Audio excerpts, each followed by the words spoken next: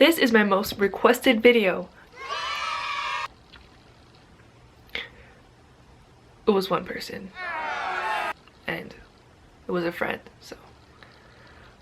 I mean, at this point I'll do anything, so. Leave a request of what you want to see in the comments.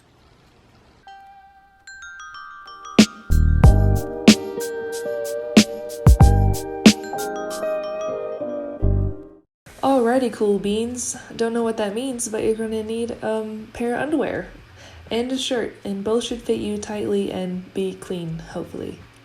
And now it's time to do a little dance real quick and try those bad boys on. Preferably without clothes on underneath, but you're just gonna have to bear with me for this one. And once you put yours on, just mark where the shirt hits the underwear. Mine was pretty dang close, and I just added an extra inch between the two on my pattern piece because I was nervous about the length of my bodysuit, because I'm used to all bodysuits giving me the most monstrous wedgie ever, because I am a long-bodied individual, if you don't know. But yeah. So that's what we're doing here, and by now I just got really caught up in how my butt looked in this, so please excuse me dying by myself.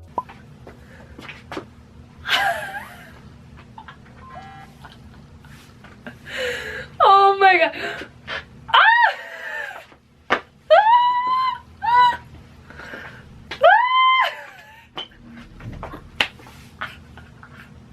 Oh man, if your ears made it through that, I just want to say you're a trooper.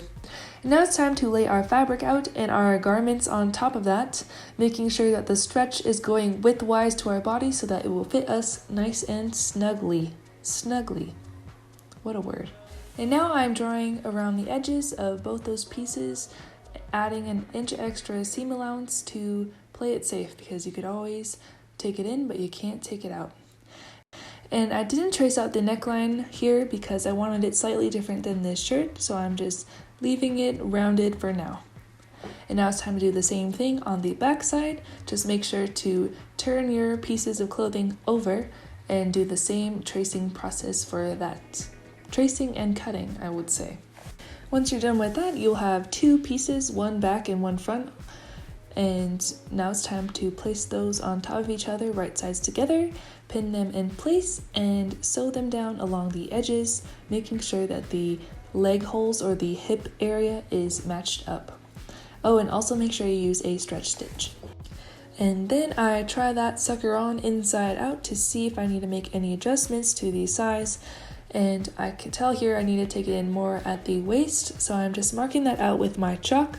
You could also use pins to mark how much to take it in if you need to, and just be really careful when you take it off, because you don't want to accidentally slice your eye open or something. Once you're done taking it into where you need to and it fits you perfectly on the body, you can go ahead and trim off any extra fabric on that seam there, because you don't need to carry around all that baggage. Just let it go. The next step is to draw out the neckline.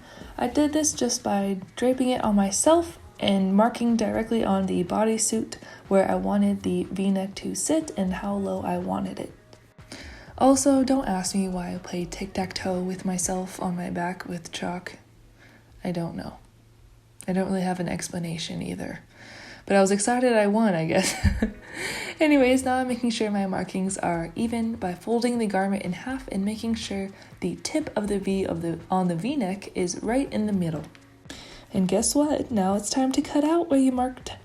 So I just cut out that V-neck, and I finish up the back by melding it in with the curve from the top in the armpit area, and I just make sure it's nice and clean and that it drops down to my liking. The next step is to give all the raw edges a good old hem. I'm just doing about 1/4 inch, maybe 1/2 inch hem. I just kind of eyeballed it, but you can do a rolled hem if you so desire, but my fabric doesn't fray too much, so I didn't really worry about that. For the V-neck, it helps if you make a little teeny snip directly in the middle so that you could fold both sides of the V down the same width as you did the armpit side. So here I am just making a teeny little snip and sewing down both the legs of the V.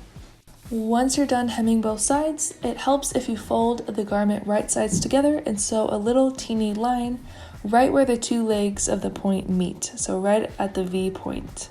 Here is what the bodice looks like so far. It has a nice V-neck, plunging V-neck, oh ho ho, and it's looking good. So now it's time to take that fabric and to cut an inch-ish wide piece and make some straps out of that. And by now, you should know the drill.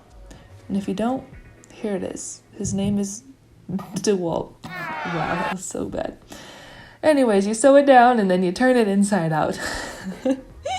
Also, if you're wondering why I'm wearing this, it's because I tried the bodysuit on a billion times and my outfit has just dwindled down to this.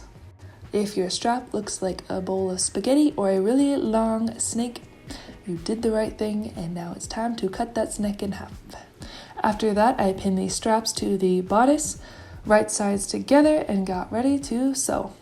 I did these by sewing the strap to the bodice right where the triangle part is the same width as the strap, and then I turned it right sides out and inconspicuously top stitched it down for more security. Here is how the bodysuit is looking so far. It has a cool halter top situation, but after trying it on, I realized I wanted it to sit higher up on my hips, so I just mark where I wanted it to be and smoothed it in with the curve that already was there. And then I cut the excess fabric off the hip area and just smooth it in with the curves and cut it to my desired fit. If you need to cross-reference, just try it on a billion jillion times. And also I'm making the butt floss thong area a little bit more flossy. So just skinnier because it wasn't really sitting how I want, you know what I mean? You're just gonna have to trust me on this one. The next step is to do that same hem on all the bottom. I just go from crotch to crotch, coast to coast, sewing all the way down. Now, once the leg holes are done, I am making a little comfort patch out of some spare cotton fabric that I have. I'm doing this just by cutting out the shape, ironing the edges down, and sewing it to the bodysuit along the sides of the crotch. I'm just making sure it's nice and comfortable down there, like you're resting your head on a soft pillow. After that, I hem the crotch parts down, and I'm adding these snap button thingies that you probably are familiar with if you have a bodysuit or if you have children's clothing or baby clothing. I got these ones at a garage sale, which is why they could very well possibly be like 50 years old or something, but they work the same. So at first I tried adding it directly to the edge where I hemmed the crotch part, but it was too thick in that area since the fabric was technically doubled, so I decided to put it underneath the crotch pad, which was arguably a better idea than the first one. And here is the finished crotch part.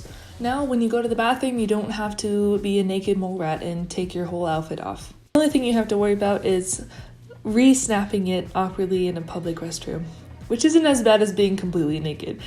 So yeah, as you can see, the inside part looks nice and the outside part looks nice, and I'm pretty proud of this so far. We're almost done. I just decided to make a tag really quick, just like my last one, but except this time it says that bitch, which is me. No, I'm just kidding.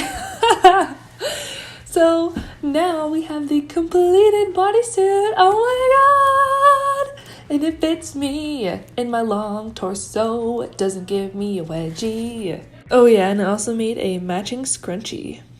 If you like it, you can buy it on my Etsy.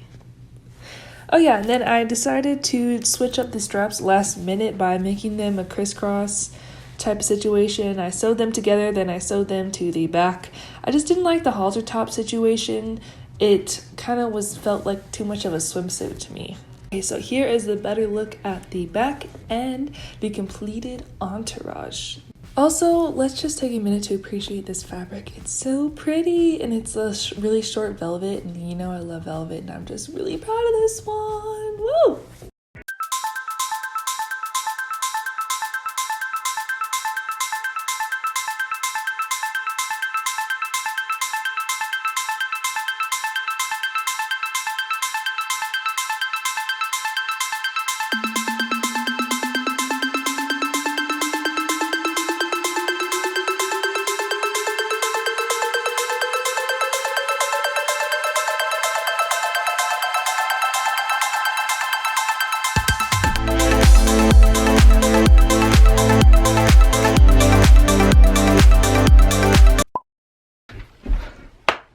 Bye.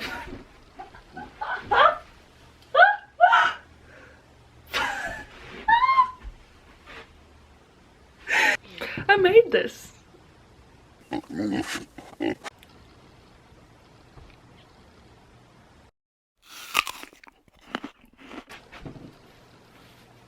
Shout out to you, Rach, my one friend.